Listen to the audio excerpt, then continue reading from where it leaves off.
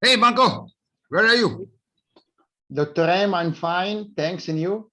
Where are you? I'm currently in Rome. You're currently in Rome, and I'm in Mumbai, India. And this September, I plan to come that side of the world, and I hope you're going to host me well, right?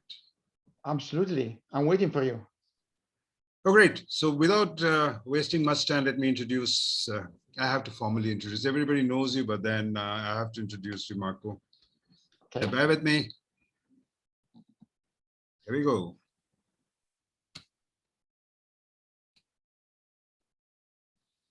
You're on Dr. M Vodcast on episode 21, and it's all about supporting and sustaining continuous improvement processes.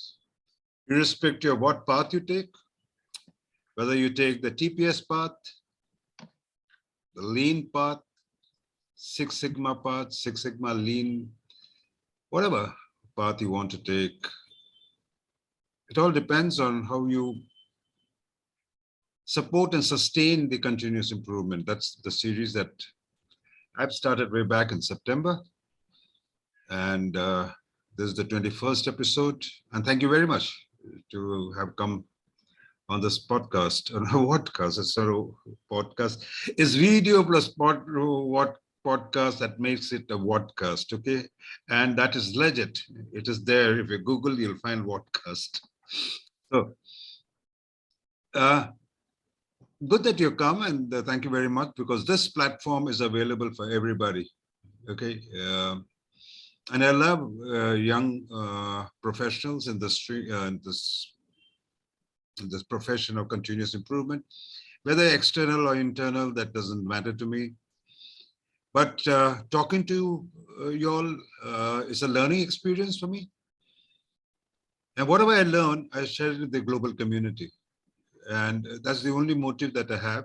That's the only objective that I have. So it is basically listening to you, listening to all the guests that I get, learning from them, very often unlearning a lot of things that I've learned during my how many years? I forgot my years also. Okay, so having started my career in 1971, it's quite a long time. So unlearning most of it, learning new things, and redefining my path, my goal from all of my guests. So thank you very much. So here we go. You're going to talk to us about who wants to become a jam, effectively sustaining business transformation. And that's what I'm interested in. Everybody is interested in is how do you sustain business transformation? Transformation is done, but after that, how do you sustain it? And that's you managing global business transformation.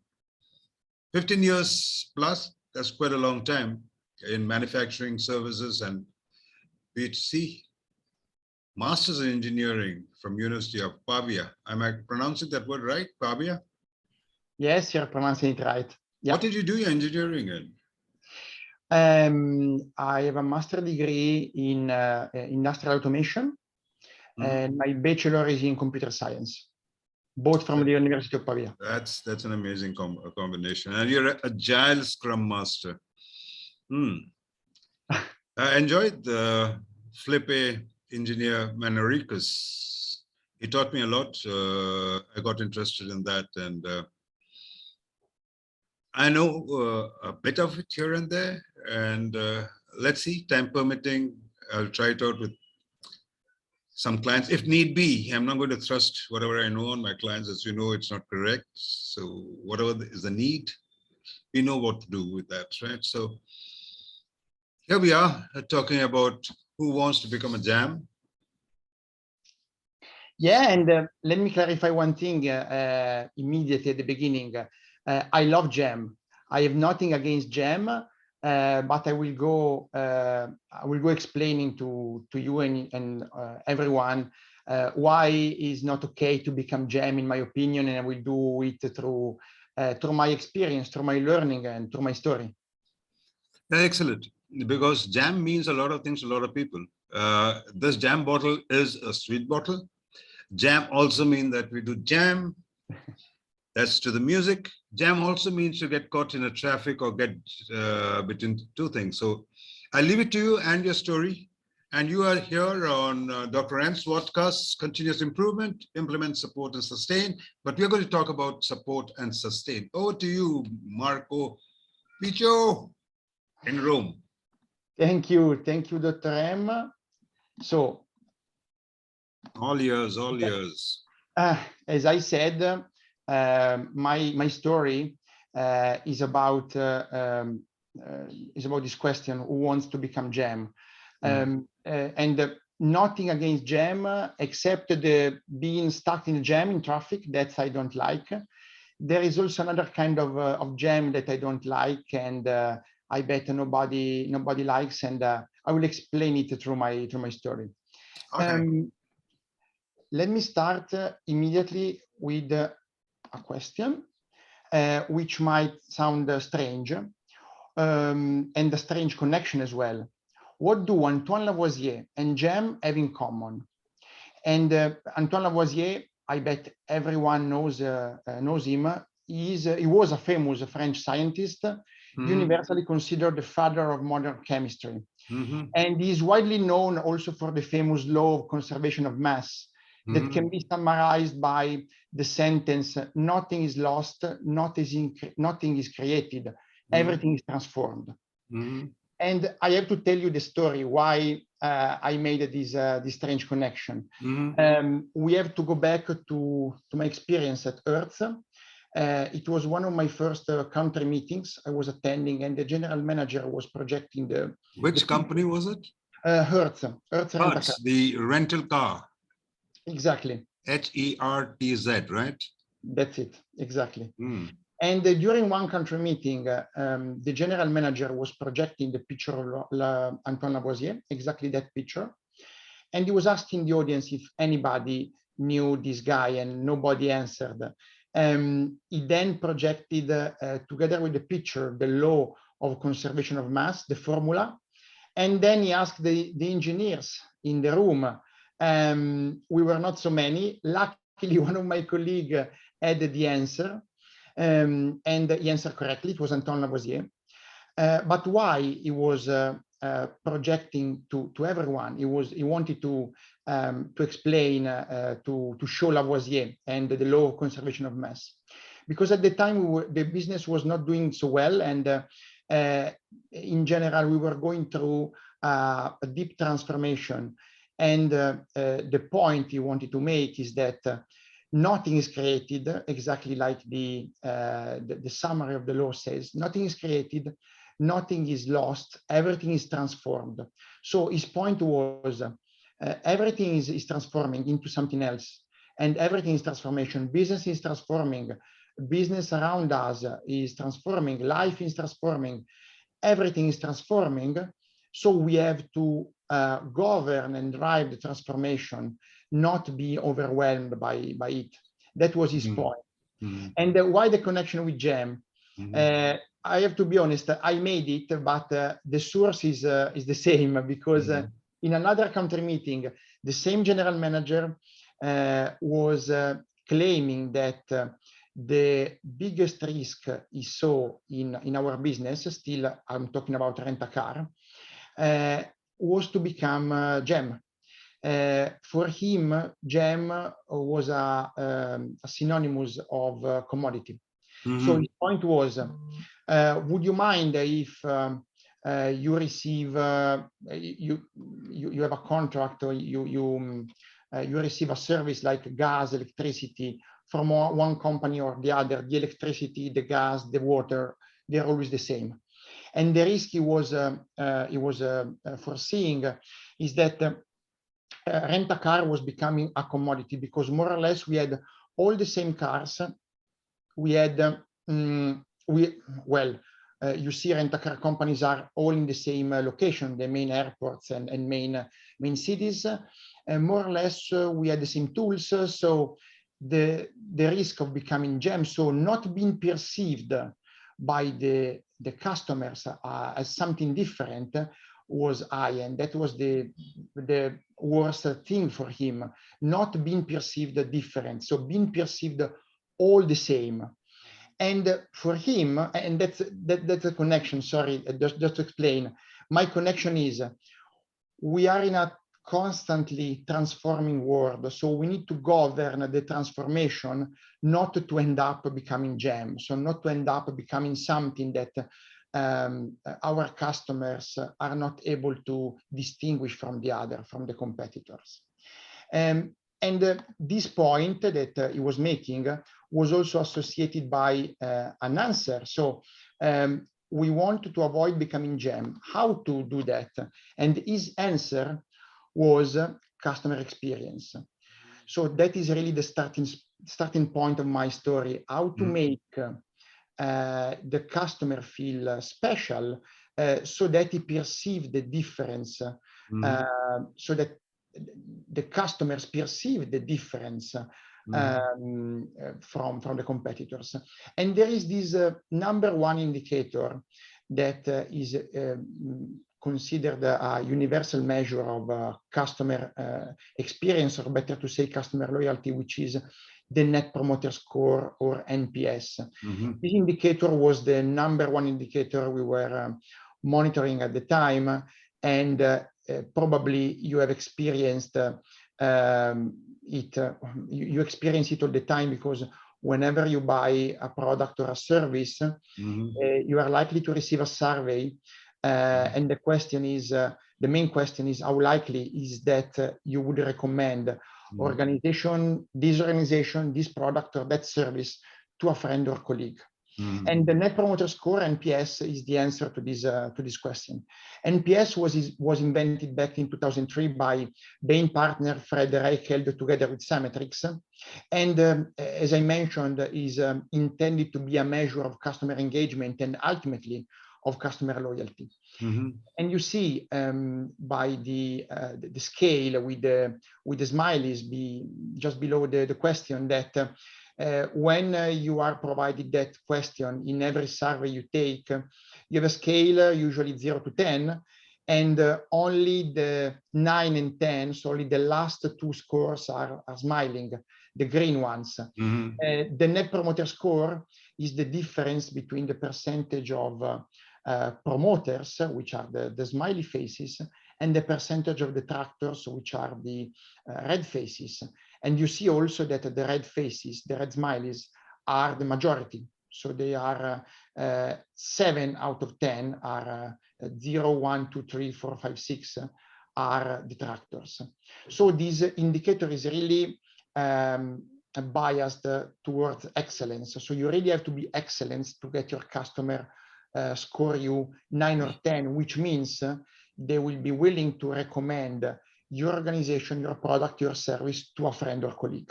So Marco, I got one question for you. So basically what you're saying is you are, what I hear you saying is that you are trying to find out what is or where are you at this point of time as perceived by the customer.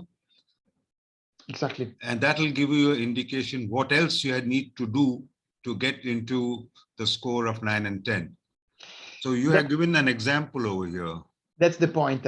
Yeah, I put an example there. Let's assume we have 20 survey responses. 3 of them are detractors, so between 0 and 6. 5 are passives, 7 or 8, and 12 are promoters, so 9 or 10. And you see that the NPS calculation gives you, as we said, the percentage of promoters minus percentage of detractors, so 60% minus 15%. So the NPS score is 45. Oh. You can see there that this indicator is really focusing on promoters.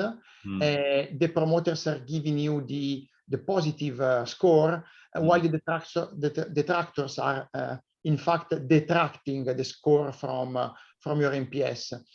So it's really important not only to avoid detractors, but to excel, to be excellent, so to gain promoters, to gain people that will find your service, your product, your organization really excellent, so that they're willing to score you 9 or 10.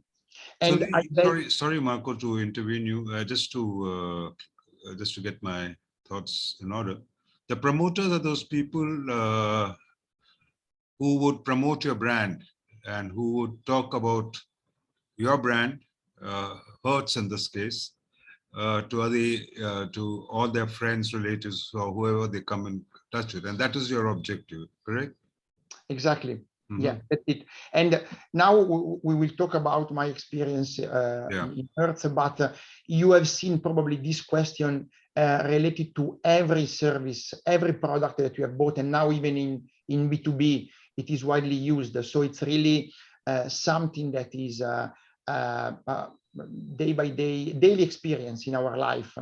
And NPS is perceived, is so important for companies, for organizations, because it is universally considered as the measure of customer loyalty, and really an indicator of how we will be perceived, not only now but in the future, but by our customers. Yeah, actually, so Marco, just 5 or 6 minutes before you came on this podcast, I had this query from my YouTube channel. So they asked me to rate them, and they asked me also to write what I felt based on my rating. So just about 6 to 7 minutes ago, I just filled up. I gave them the rating, and they also asked me for the description. As you know, why did I give the rating? They asked me about my experience with YouTube channel. Yeah, you see, that's a good example. And you said that they also asked you to write your experience. Yes, they asked me to write, yes. Okay, we will come to this point shortly, because you see, the NPS is the number, is the score, no? And we use that as _1 indicator. In every dashboard, you could see that score. But the number itself, you see, is not giving you any hint, any indication, especially, as you said before, on where you have to act, where you have to take action to improve it. You have the score, okay? That's why very often in surveys, you get the main question, which is the NPS. You would recommend this service or product to a customer or colleague. But then you also have sub-questions, questions that are somehow detailing more your experience. And you can go into more detail. You can have sub questions and so on, because the purpose is to cover almost all the aspects of your experience, so that you get a detailed, so that the company, they get a detailed indication of which is your experience and where they can improve. But when you get a survey with a lot of nested questions, it's a bit tricky, because you can easily get bored, and you can abandon it. You don't want to go through it. At least I feel bored if I have to fill up a long survey. And just to be specific, at the time, during my experience at Hertz, we had some subcategories, some sub-questions, but not so many. What I perceived, what I learned, more than perceived, what I learned as key is customer comments. And you mentioned before the comments that you were asked to write in your YouTube survey. That's exactly the point, because when you get to the comment is really a treasure, because you got your the flavor of what did not go well, or what could be improved in your customer experience. And also you can capture something that you did not plan in your questions, in your subcategories, in the areas you want to capture. Let me take this dummy example. I put here of course it's not real, but it's a customer survey result which has the NPS, and you see the subcategories. I put 3 out of the categories that we were using in a rent-a-car: vehicle condition, speed of service, and courtesy of staff. Let me tell you immediately that the NPS is not the average of subcategories, and subcategories are not linked to NPS. So the subcategories are disconnected from the main indicator. So from these subcategories example, you can tell that vehicle condition was the main issue. But if you read the comment, you see that the customer is saying, I haven't been able to easily find my way from the rental counter to the parking. And then the customer added vehicle body had scratches and marks on the right front door. So here we can see that we had a couple of things we can identify. Difficult to find parking and vehicle body scratched. So vehicle body scratched is something that you can capture mainly as a subcategory, maybe as a subcategory of vehicle condition. But difficult to find parking is something that I want you to underline in this example.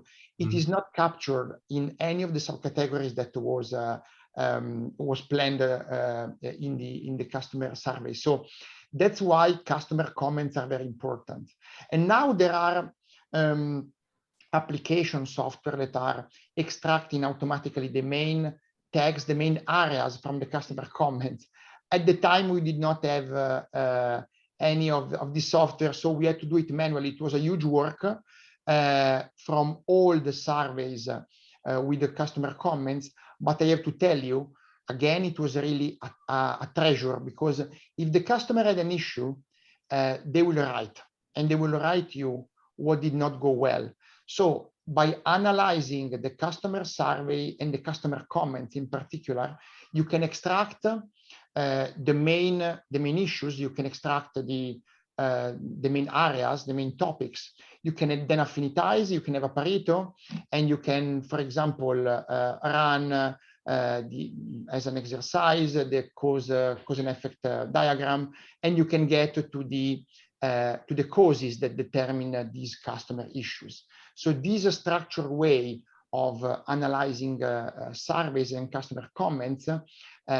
That's what I learned in my experience in Earth, and it is really key because it gives you the not only the real issues but the causes that you can then use to improve your process.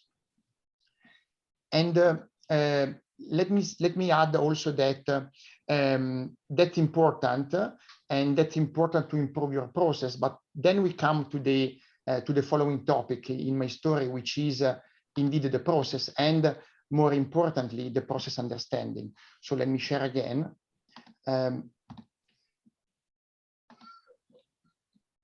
When you come to your process and where you really need to improve, when you get to the causes that are generating the main issues affecting your customer, you want to improve your process. And to do that, firstly, you have to understand it.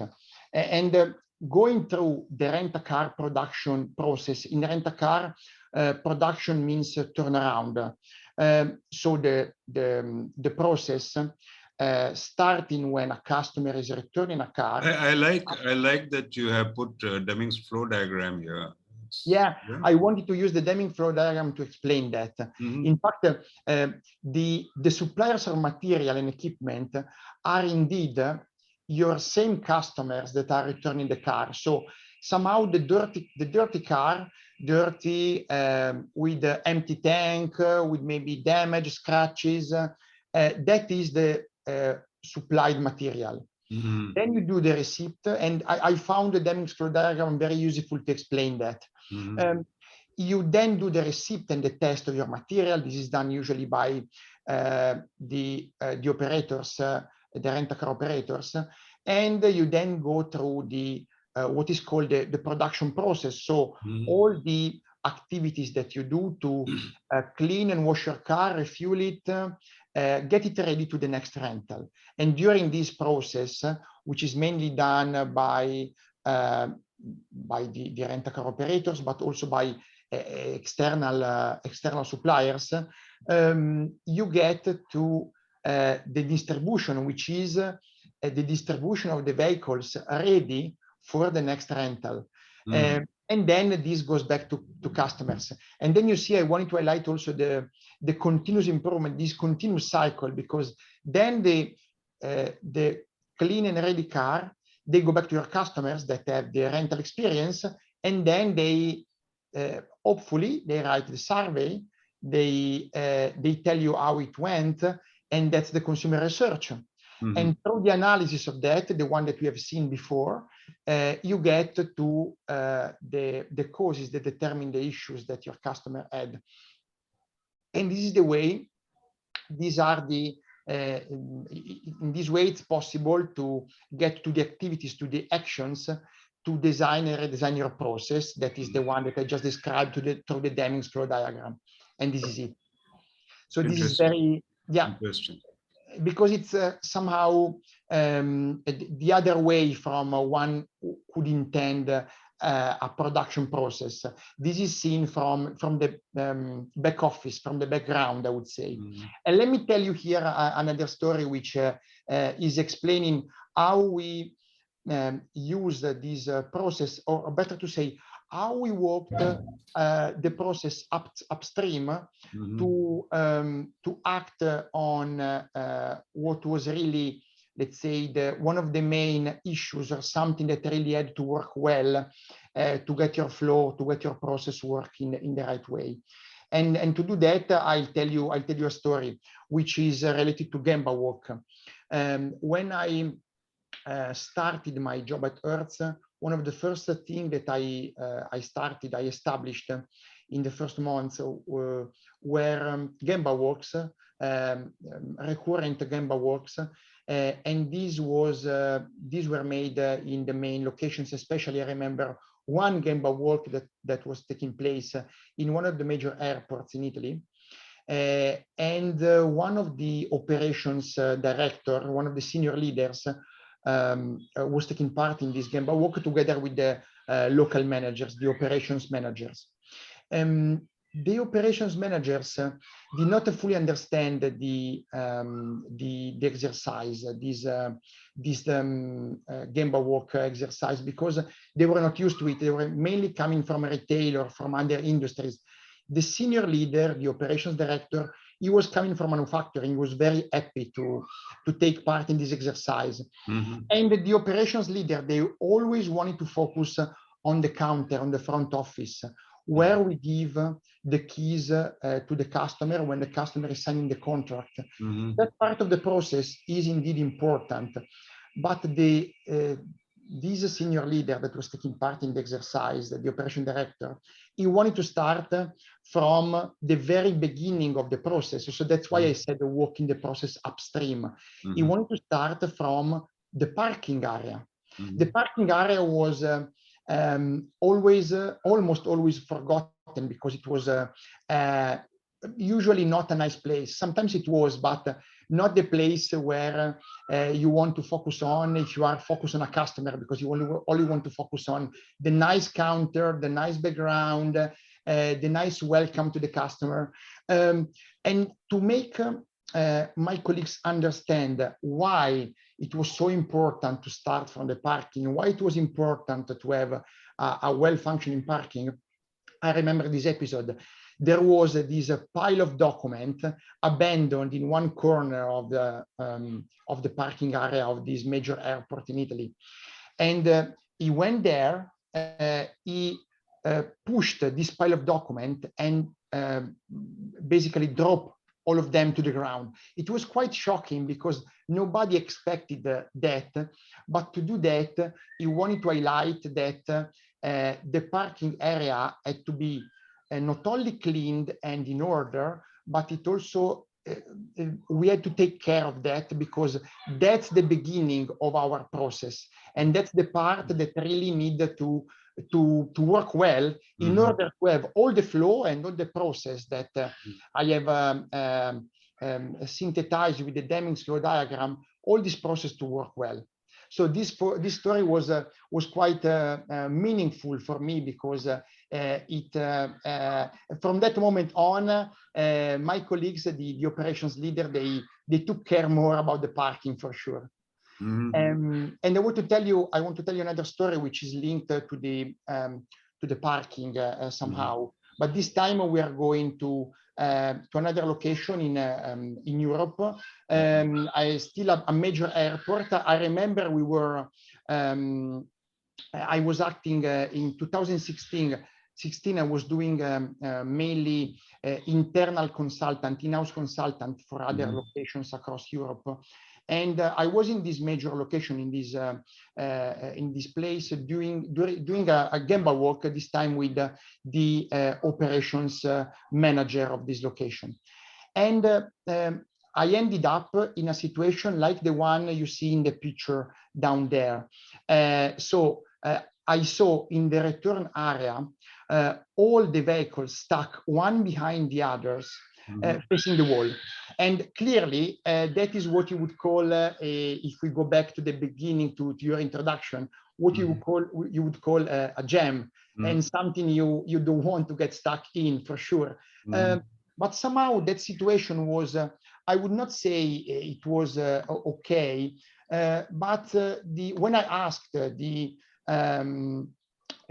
operations manager why we were in that situation, he somehow was used to it, and he told me, well, we are okay with that. He even told me that that was the best way to welcome the cars returning from a rental. He was for sure was used to it. All the location was used to it. Somehow the customers, in a way, they were used to it. They knew they had to park the car right behind the others. The external company providing the valeting, the washing, they were also used to it. So everybody were used to it. He also made a point. He said, well, you know, in this way we can fit more cars in the area. And that's how we came to this example that I'm sharing now. I tried to demonstrate to him that the parking area, not only the parking area is important, but also that a well-functioning and ordered parking area was important. Remembering my experience back in Italy during the first months in Earth. So the situation that I found was the one in picture A. So here you see all the cars stuck, basically. And my question was, what if the customer, one customer that now is showing up at the counter, is requesting the yellow car? It could be a special model, a special car, something that is paying for, is really, you would like to have. So of course the customer is not happy, but not only the customer is not happy, also the team is not happy, the supplier is not happy, the one doing the valeting, the washing, because if we want to release the yellow car, we will take quite some time in this situation. What about we organize the parking in the situation like in picture B, and I demonstrate him that we can fit the same exact number of cars in the configuration B, just with the difference that we have a standard. This is much more ordered, so the return area is in order, is now functioning better in a better way, because now if I need to get the vehicle, the yellow vehicle, it takes exactly 1 T. I summarized there in this Deming example. T is the time to release 1 free car, let's say, and in this case, in situation B, all the cars are free to move. So if I want the yellow car, whichever car I want, I take 1 unit of time. In situation A, I took 3 units of time to make it free. And so the key here is to not only going through Gemba, but also to improve your process and standardize and sustain it. In situation B, everyone is happy. The customer is happy for sure, because if they want the specific model that was previously stuck, now they can get it. The team is happy because they don't get crazy searching for the car in a messy jam like in situation A. And the operator, the one doing the valeting, is happy because they don't have to free up 2 other cars, to drive out 2 other cars before getting to the yellow car. So Marco, I like this example because a couple of days ago, two or 3 days ago, I met a gentleman, I mean, in the sense virtually, and I was introduced to him. He was born and brought up in a Toyota production system culture. And he told me that for him, there were two very, very important, since you're talking about the jam, let me relate it to that. He said there are two important things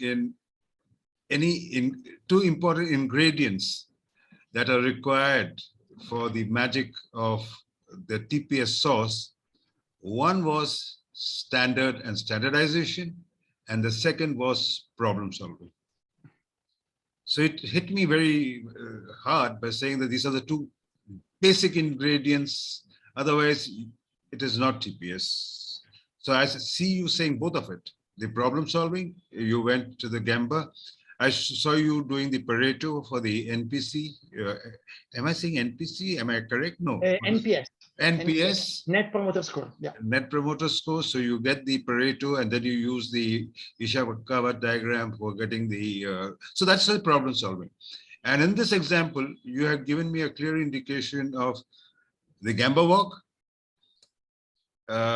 You see the problem, you're aware of the problem, and then you make a countermeasure, and then you standardize it. That's what I hear you saying. Am I right so far? That's it. Okay. That is correct. And this is exactly the point. So problem solving, standardization, that is key for sustainment. But I would like to add another important element in the equation. I would say even the most important element to succeed, which is people. We can provide standards, and you have seen an example with the parking a few seconds ago.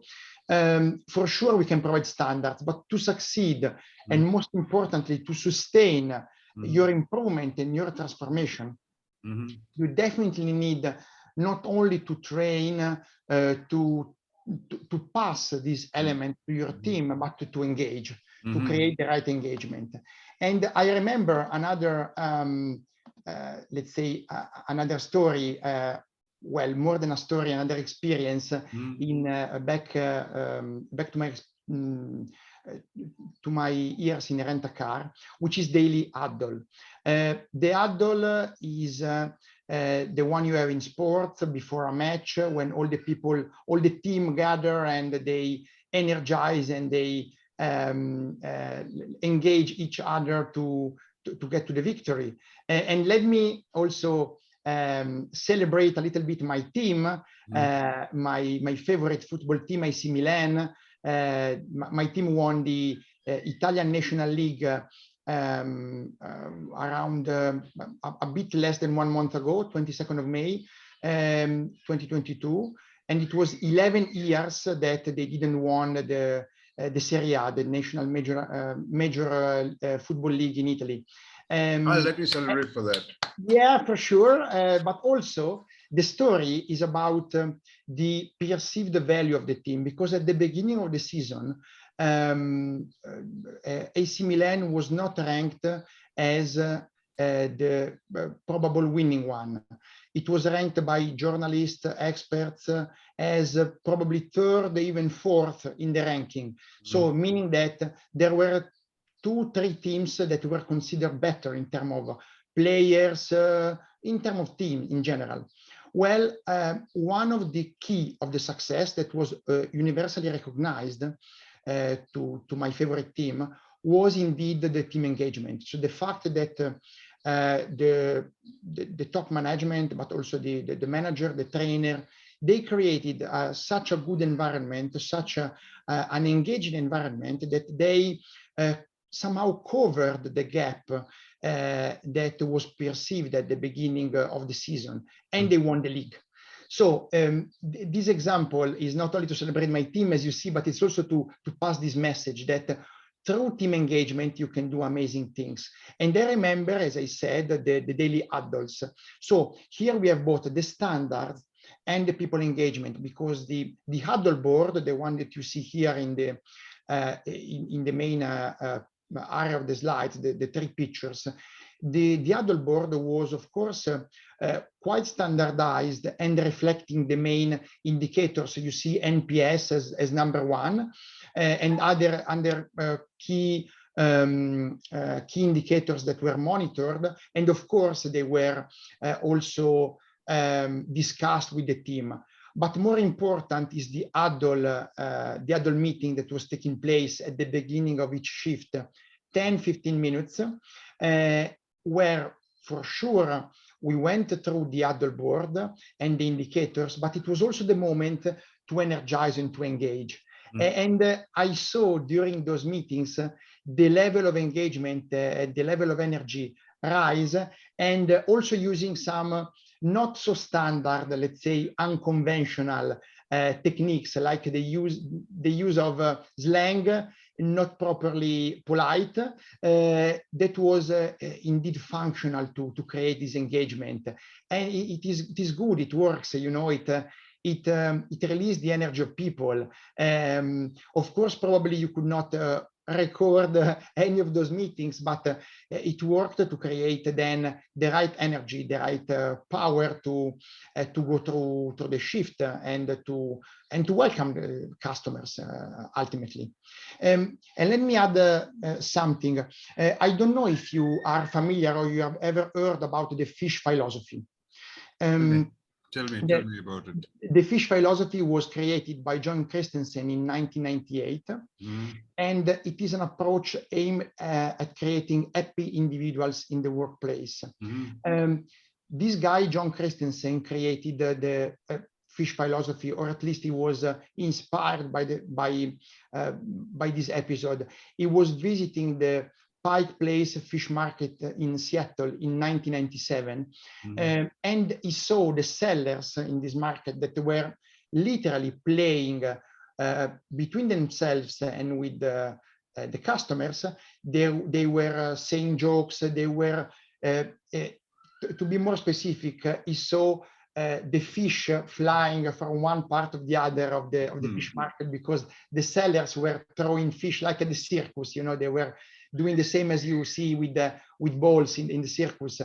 And this way of, let's say, working, of creating a nice working environment, of creating teamwork, was key, not only because it was energizing the team and then it was making the workplace really awesome, but also because it was energizing the customers as well. The customers were part of this the entire scene. Exactly, of this environment. And not only, they could also feel the energy that was in the air between the workers at the fish market. So it was, let's say, a win-win experience. And I remember we were asked to implement the fish philosophy in Earth. And I remember that we were asked to share our examples of fish moments, they were called. One of my colleagues was doing a very boring job, a very boring task in the back office. I remember he had to do some sort of checklist of cars for something. I cannot remember exactly. I can only remember it was a very long and boring job. And so he decided to start to sing very loudly during this job to make it less boring. And not only this worked for him to make this experience better, but it was also engaging. It was contagious for all the people around that were hearing him singing all the time. So when they heard this guy singing, they knew this guy was doing this job, but they were somehow, you know, amused and happy. So not only was find a way to do a repetitive, boring job in a nice way, but it was also contagious for the team, for the entire team. Okay, Marco, let me see what all I've learned from you so far. One is the problem solving. The second is standardization. And the third one, which you're narrating now, is engagement of people, energizing people, by various methods, like what you have said, the fish moment. So you require all the three. You require problem solving, you require standardization or standards, and then you require people's involvement, engagement, as you said. And I like this concept of what do you call that? The fish philosophy. Fish Yeah. philosophy. It's extremely good. To have some sort of fish moment in the workplace. It's good for everyone. Even if the metrics were not looking all that good, I think this will energize the people to talk freely, right? Exactly, and that is the point. Is a way, first of all, to create a better environment at the workplace. But not only, as I mentioned, it is contagious. And you could see, if you Google the fish philosophy video, you will find it in YouTube, at least an extract. You will see how they play with the fish and with the customers. But I can tell you by my experience that this works in every workplace if it is done in a free way, not conventional way, of course. And this is where the, let's say, unconventional energy engagement meets standards, because you can have both. You can have the other board, the standardized indicators.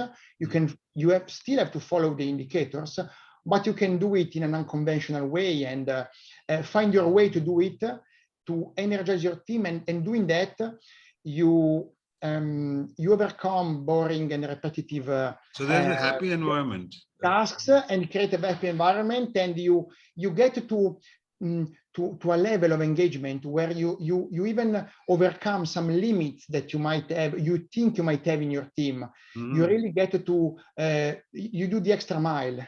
So it's really it's really nice to see it in action. So if I look at the rear mirror, Dr. M, let me tell you which are the three key points of effective transformation sustainments to avoid the jam. And now it is more clear what I mean for jam. I mean the risk to become a commodity as a company, as a product, as an environment, so to be perceived by your customer all the same. So you definitely want to avoid the jam, and you want to avoid to be stuck in the jam of some situations. So first of all, as we have seen, you have to listen to customer voice and hear what the customer is saying is really a treasure. It is key. We have seen the importance of customer comments, and whichever feedback you get from your customer, this is really a treasure that you have to make the best use of. Then we have the process value. Process value is what you have to look for in your process, in your flow. And sometimes you find the value in places where you didn't expect to find it. I mentioned the example of the parking before, and you can find it only if you understand, if you know your process to do that.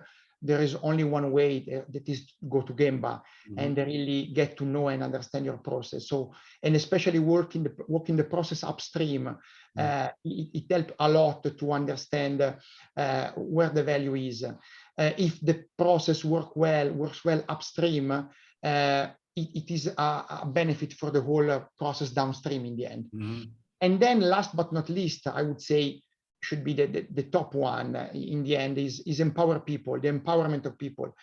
To sustain your improvements, you need standards for sure, but when you get to a way to empower your people, to really engage your team, they not only will do the extra mile and overcome some limits that they think they had, but that is also contagious, and this will affect positively your customers and all the people that are in touch with your team. So this is absolutely a win-win. A win-win. Yeah.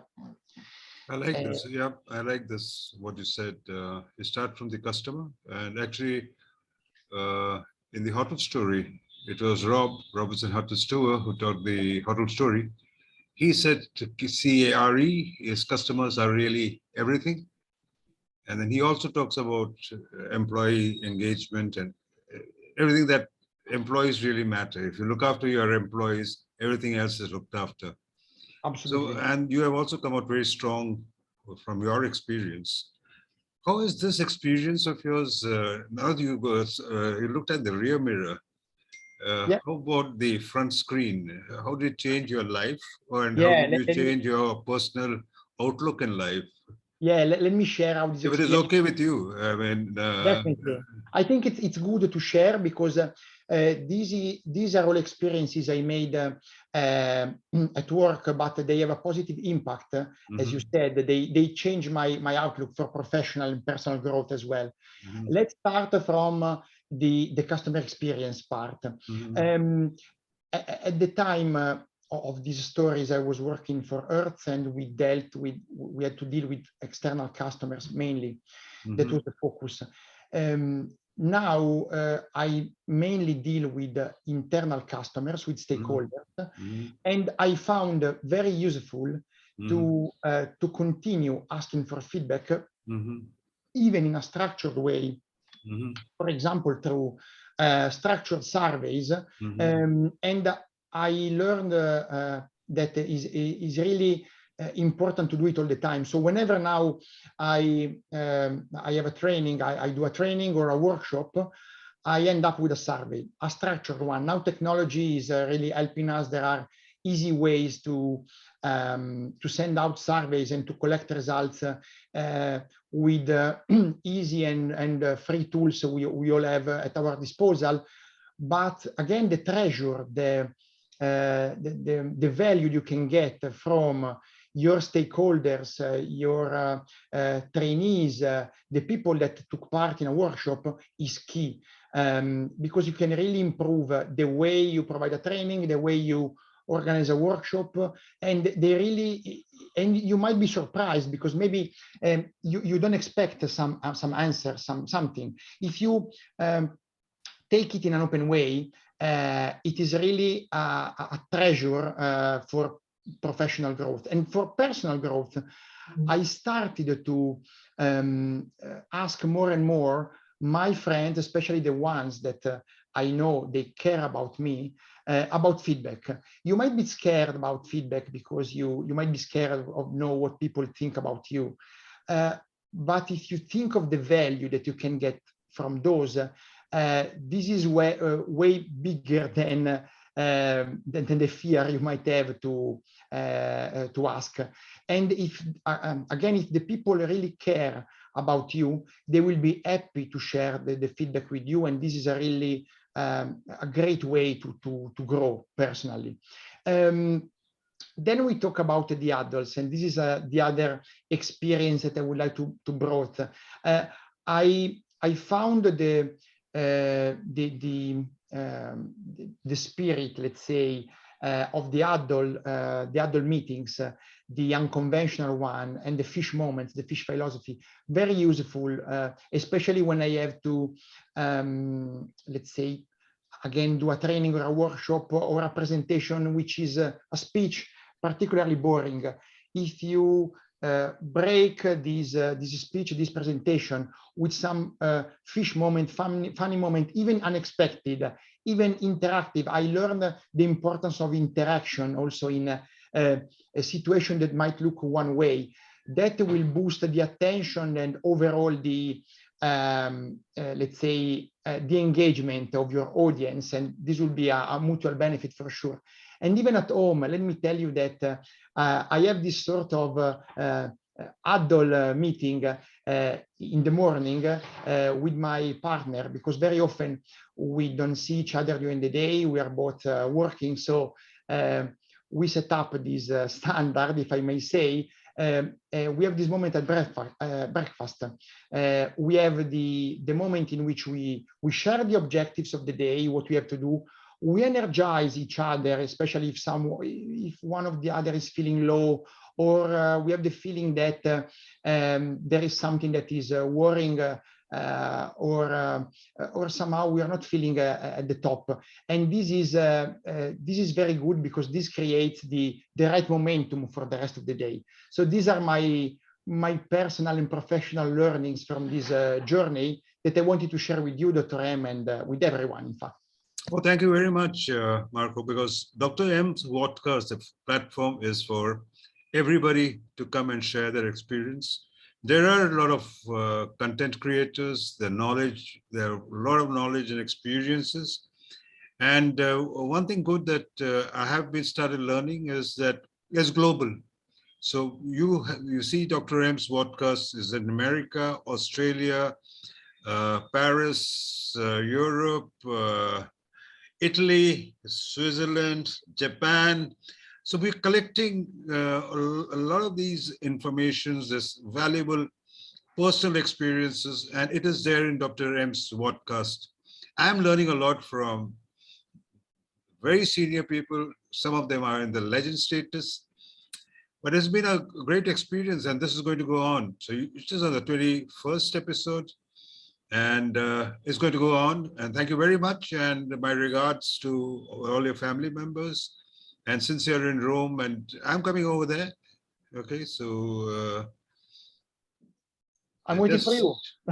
Yep, you better, you better. Okay, Marco, take My care, guest. and thanks for coming. Thanks to you, Dr. M. Thanks a lot. Okay.